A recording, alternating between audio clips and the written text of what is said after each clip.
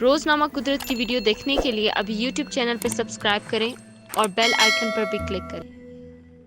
کھول آنکھ زمیں دیکھ، فلک دیکھ، فضا دیکھ، مشرق سے ابھرتے ہوئے سورج کو ذرا دیکھ۔ This year, the World Customs Organization is dedicating 2021 to the contribution of customs in bolstering recovery, renewal and resilience. With that, I request Mr. Irfan Javed, Collector Enforcement and Compliance, to please welcome our guest and share his thoughts.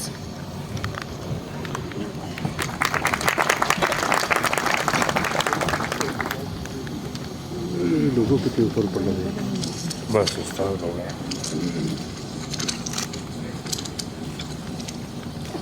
بسم اللہ الرحمن الرحیم۔ السلام علیکم مہمانان گرامی، میں آپ کو اس پرمسرت موقع پر خوش آمدید کہتا ہوں۔ آج پاکستان کسٹم کا تجدید عہد کا دن ہے۔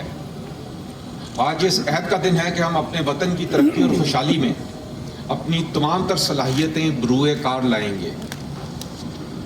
آج اس عہد کا دن ہے کہ ہم اپنی تمام تر کمزوریوں کو نظر میں رکھیں گے اور ان کو دور کرنے کی بھرپور کوشش کریں گے۔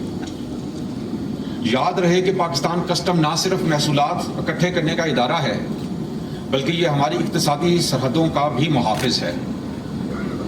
یہ نہ صرف محصولات کی مد میں کسٹم ڈیوٹی اکٹھی کرتا ہے بلکہ sales tax, income tax, withholding tax وغیرہ بھی اکٹھا کرتا ہے، جو پاکستان کے کل محصولات میں کسٹم کا بہت اہم کردار ہے۔ یہی محصولات بعد ازاں ہمارے وطن کی ترقی اور انتظامی اخراجات میں استعمال ہوتے ہیں۔ یہاں اس اہم امر کو پیش نظر رکھنا ضروری ہے کہ ہم صحت، ماحولیات اور زندگی کے دیگر بہت سے امور کا بھی تحفظ کرتے ہیں۔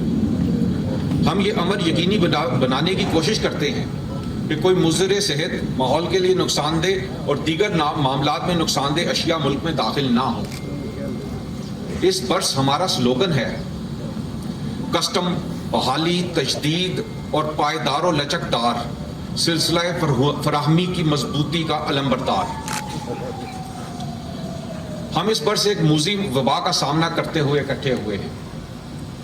یہ موذی وبا بین الاقوامی سطح پر انسانی زندگی اور معیشت پر اثر انداز ہوئی ہے۔ پاکستان کسٹم اپنے فرائض سے بخوبی آگاہ ہے۔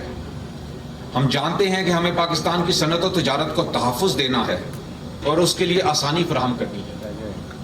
ہم مقامی صنعت کو سمگلنگ اور انڈر انوائسنگ کی لعنتوں سے بچانے کے لیے کوشاں ہیں۔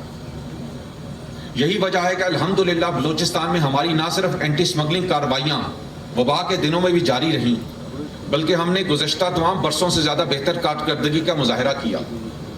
اسی طرح ہم نے محصولات کی وصولی کے تمام اہداف کو اس طرح عبور کیا کہ جینون کاروبار متاثر نہ ہو اور تجارت میں رکاوٹ نہ آئے۔ اس دوران قوانین کے اطلاق کو یقینی بنا کر صاف ستھری فضا قائم کی گئی۔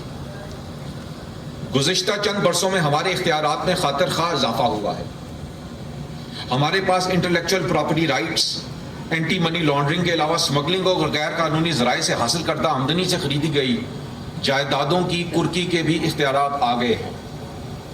یاد رہے کہ ہم آگاہ ہیں کہ اختیارات میں اضافہ ذمہ داریوں میں بھی اضافہ کرتا ہے، اور کسٹم سے زیادہ ذمہ دار ریاستی ادارہ اور کون سا ہوگا۔ انشاءاللہ ہم اس میدان میں بھی سرخرو ہوں گے۔ آمین۔ پاکستان پائندہ باد۔